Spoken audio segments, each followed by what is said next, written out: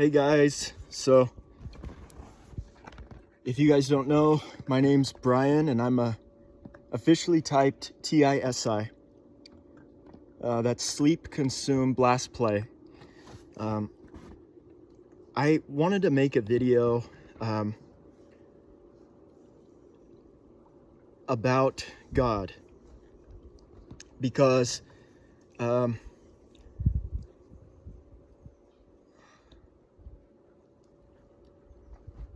the subject is timely.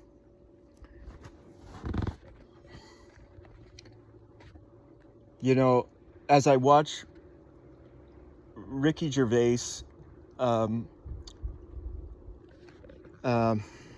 then as I remember the Genesis lectures by Jordan Peterson, I'm struck by my memories of the last decade, that's the 2010s, and how so much about that decade was about religion. And not really about religion, but about God. Here we are, we've got a war in Israel and Palestine.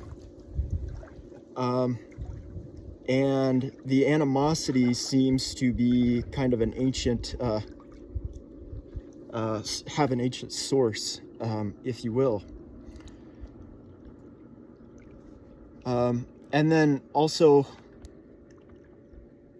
I think that there's a lot of potential in this subject. So I'm just going to say what I think and kind of say how I see things.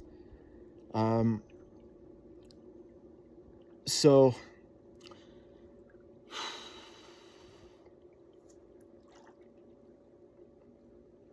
I intend to post a video with Richard Dawkins and Ricky Gervais, and in that video they talk about science, atheism, and God. And the subject of the discussion is the Richard Dawkins Foundation, a foundation dedicated to reason and science. In the video I just recorded, I kind of scoffed the second I saw that. And that's not because I think reason and science are bad, but because I think that reason and science are not necessarily aligned. And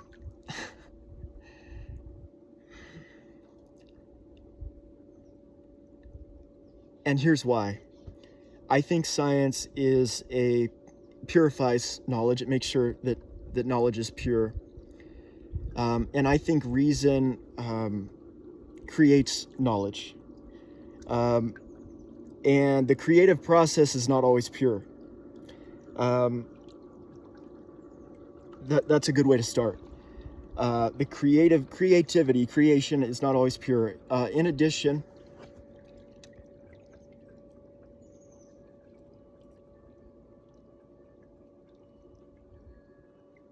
I think that reason, or the intellect, is only a portion of the entire psyche. So when I think of the entire psyche, I think of a holistic image. It's an entirety. It's a completeness. The intellect, and this is a very Jungian idea, as well as Nietzschean. Nietzsche talks about this, as far as I understand. The intellect is only a portion of the entire psyche.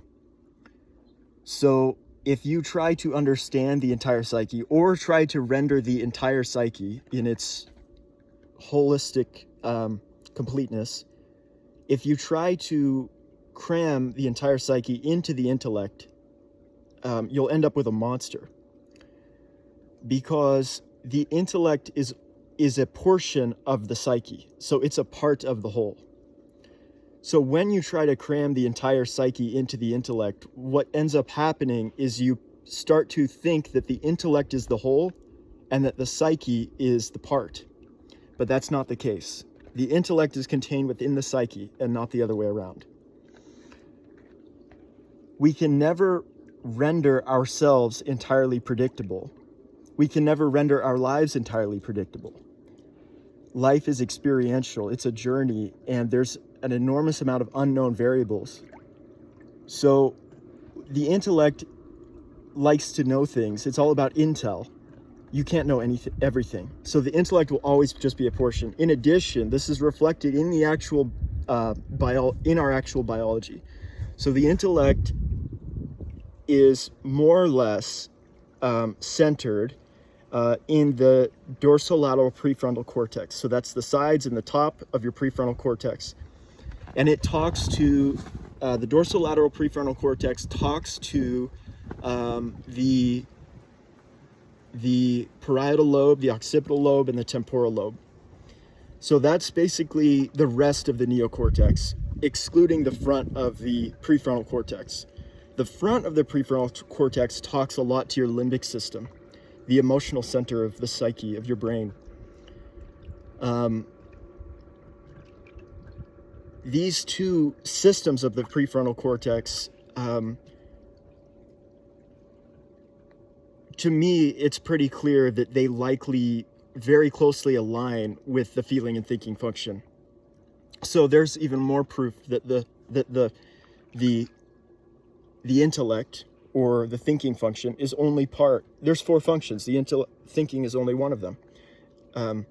So when we talk about God, I think what we're getting at is kind of an image of all 4 functions almost. It's like an image of a whole rather than a part.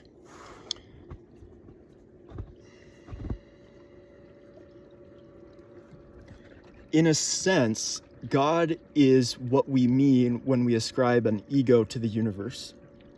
I had a pastor in high school named Chase, and Chase was real smart, but he was mostly fun. So he wouldn't get into his TI very often. I think he was SEFE. And Pastor Chase, one day, I was in the discipleship group, and we were going to get gas for a project.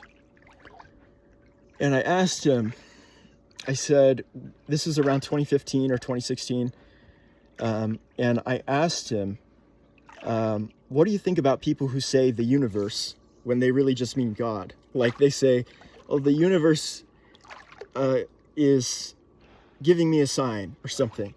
And Chase, he had sunglasses on, and he just looked at me and went, that's just God. So I thought that was so funny. And it was such a beautiful response. He said it in like a Texas accent. So it was kind of like a revenge of Texas against California in that moment. It was awesome. He just said, that's just God. And then you start to study that, and you realize that it's true. So I'm under no illusion that I'm a child of Abraham. I think that Genesis was probably revealed to someone in like a series of perhaps psychedelic visions. Genesis is only like 50 pages. So I'm not about to pretend that it's authoritative over the thousands of publications on geography, linguistics,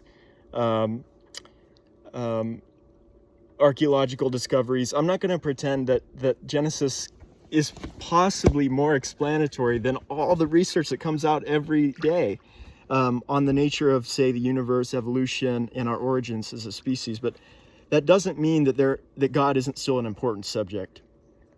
God is a German word. It's an English word, right? But it's a Germanic word. None of the words for God in the Hebrew or the Aramaic or the Greek, as far as I understand it, started with a G. So when Nietzsche or someone says God is dead, he contextualizes that. He says he's talking about Europe. I don't think he thought that statement would get so much attention, and he says it through the mouthpiece of a character who's crazy. So there's still a lot of hope for this thing called God, this idea that the universe has an ego. And in addition, I think anyone who's a Christian can understand that when Christ refuses to say that he's the Son of God, that's very interesting. He says he's the Son of Man, which is prophesied throughout the Old Testament. In addition, he doesn't say I'm the Son of God, even though Peter says, surely this is the Son of God. He talks about the Father, I and the Father are one. But there's one passage where he says, before Abraham was, I am. And when God reveals himself to Moses in the form of the burning bush, God reveals, he says, I am the I am. So at this point, the Jewish image of God sort of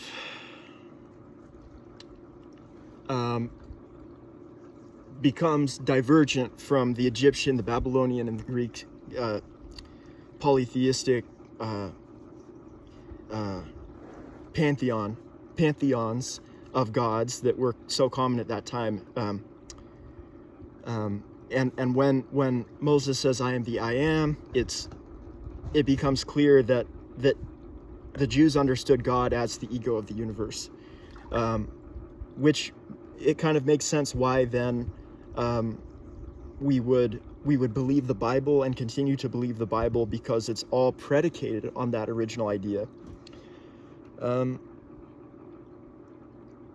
So yeah, personally, when I've been seeing stuff about Meister Eckhart lately, who's like a 13th or 14th century German theologian, and I really like his thoughts on this subject, on this very important subject, because he just borders on being heretical, but he's really, really genuine and clearly a very kind of loving and compassionate kind of theologian, and also very wild, is Meister Eckhart. And then obviously I admire Carl Jung a lot. So there you go. That's my thoughts on God and religion.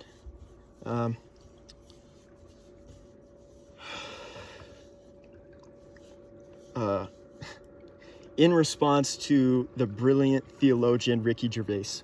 So thanks so much, guys, for watching, and I hope you have a great day. Bye.